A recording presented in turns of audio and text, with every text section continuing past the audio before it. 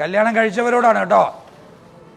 നമ്മുടെയൊക്കെ റൊമാൻസ് പലപ്പോഴും ഒരു മൂന്നാമത്തെ ദിവസം കഴിയുമ്പോൾ റൊമാൻസ് ഒക്കെ മരിച്ചു, പിന്നെ സിനിമയിലേ ഉള്ളൂ. നല്ലൊരു ആത്മീയ ജീവിതത്തോടൊപ്പം തന്നെ നല്ലൊരു പ്രണയ ജീവിതവും ഉണ്ടാവണം. അവനവന്റെ ഭാര്യ കേട്ടാ, നല്ലൊരു റൊമാൻറ്റിക് ലൈഫ് സ്വന്തം ഭാര്യയുമായിട്ടുണ്ടായാൽ ഉള്ള ഉപയോഗം എന്തെന്ന് ചോദിച്ചു കഴിഞ്ഞാൽ വളരെ സിമ്പിളാണ്.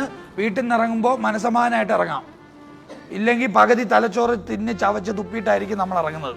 ഫോണിലൂടെ ആയാലും മതി. വീട്ടിലെ കുറേ ബാധ്യത തലയിലെടുത്ത് വെച്ചിട്ടായിരിക്കും റോഡിൽ ഇറങ്ങുന്നത്. പിന്നെ റോഡിലെ ടെൻഷൻ, പിന്നെ കടയിലെ ടെൻഷൻ, കസ്റ്റമേഴ്സിന്റെ ടെൻഷൻ, വീട്ടുകാരുടെ ടെൻഷന്റെ കൂടെ ഈ എല്ലാ ടെൻഷനും ഏറ്റെടുക്കും. ഇതെല്ലാം കഴിയുമ്പോൾ വൈകുന്നേരം സൂപ്പർവൈസർ വിളിച്ച് ബാക്കിയുള്ള ബ്രെയിനും കൂടെ ചവച്ച് തിന്നും. തിരിച്ച് വീടെത്തുമ്പോഴത്തേക്ക് തലയില്ലാതെ വീട്ടിൽ പോകേണ്ടി വരും. അപ്പോൾ അതുകൊണ്ട് അഭിമാനത്തോടെ നെഞ്ചും പിരിച്ച് ജീവിക്കണമെങ്കിൽ ഭാര്യയുമായിട്ട് കുറച്ച് സമയം സ്പെൻഡ് ചെയ്യുക. നല്ല റൊമാൻറ്റിക് ഗോൾസ് സെറ്റ് ചെയ്യുക. വർഷത്തിലൊരിക്കൽ നാട്ടിൽ പോവുകയാണെങ്കിൽ ഒരു ടൂറൊക്കെ പ്ലാൻ ചെയ്യുക. ലീവ് തരുന്നില്ല. അങ്ങനെയുള്ള സാഹചര്യത്തിൽ എന്ത് ചെയ്യണമെന്നറിയോ?